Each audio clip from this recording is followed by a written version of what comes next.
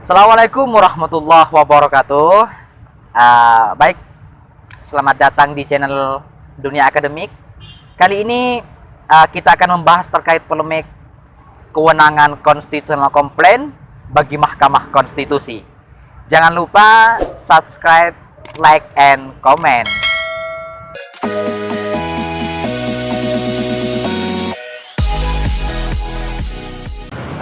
Baik, di sini kami mengundang salah satu narasumber yang begitu sangat spektakuler atau disebut dengan keintelektualannya sangat mumpuni.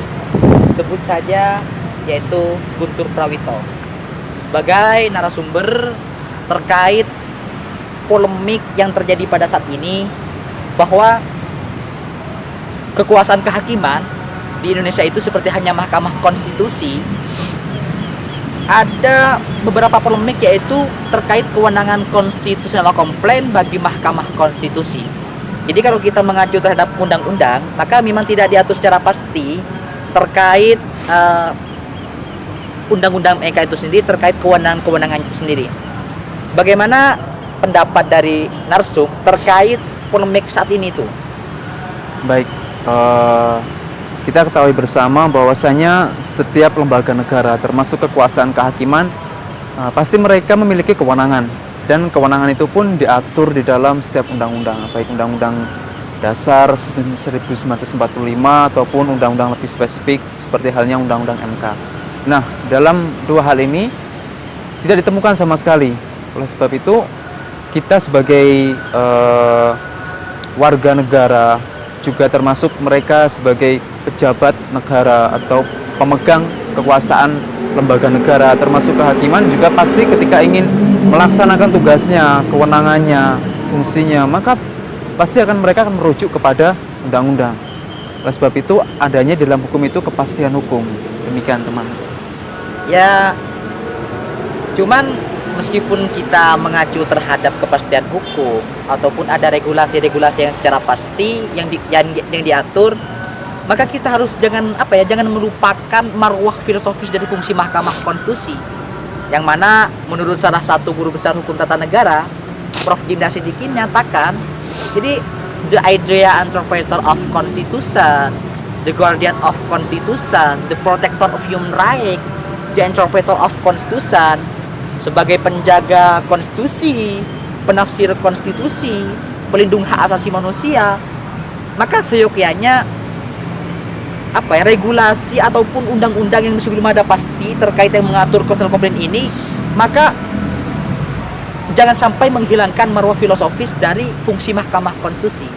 Jadi seakan-akan ini menjadi kedua hal yang kontradiktif antara regulasi dengan filosofis dari fungsi Mahkamah Konstitusi gitu. Jadi bagaimana terkait hal itu gitu?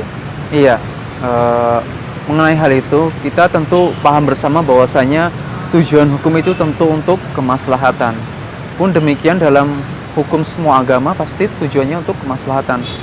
Meskipun di dalam kitab suci mereka pun juga tidak mengatur secara tegas.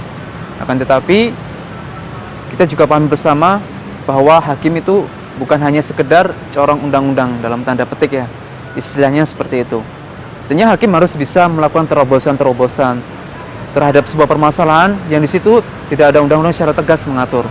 Sehingga kemaslahatan dalam sebuah negara, kemudaratan, kerugian yang diderita oleh atau yang akan dialami oleh rakyat dapat terminimalisir dengan adanya terobosan yang harus dilakukan oleh hakim. Sehingga hukum pun juga tidak kaku, tetapi kemaslahatan tetap bisa dirasakan oleh semua masyarakat Indonesia. Seperti itu. Berarti corong atau dari regulasi yang seperti itu pastinya kan ada korelasinya dengan keadilan. Iya. Keadilan yang dimiliki oleh masyarakat itu sendiri. Iya. Karena kalau kita melihat terhadap konstitusional komplain atau pengaduan hak-hak konstitusionalnya dirugikan oleh pejabat negara, maka selayaknya mereka itu harus mengadu kemana gitu. Jadinya perlu difikirkan juga ya. Iya. Artinya masa ada 9 hakim dari Mahkamah Konstitusi harus memberikan kewenangan-kewenangan terbatas, tidak seperti itu kan? Iya. Ya.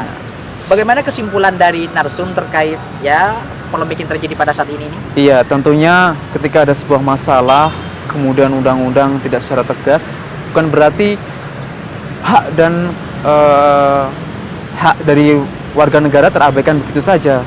Hukum harus tetap adil, hukum harus tetap tegak, hukum harus tetap memberikan kemanfaatan. Sehingga hukum itu tidak kaku, harus melakukan penafsiran-penafsiran seperti penafsiran original intents. Ya seperti saudara singgung tadi, Iya. apa sih Final dibalik gitu ya. undang-undang itu? Iya, iya. Apa sih dibalik berdirinya MK? Apa sih dibalik kewenangan judicial review? Pastinya karena adanya hak yang terlanggar. Oleh sebab itu, hakim harus terus melakukan terobosan-terobosan sehingga kemaslahatan tetap ada di dalam hukum itu sendiri. Itu.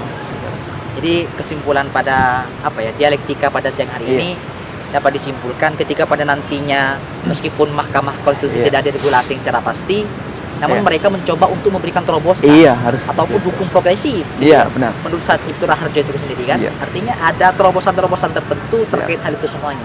Iya. Ya terima kasih kepada Siap. narasumber. Sama-sama. Ya. Salam intelektual ya. Salam.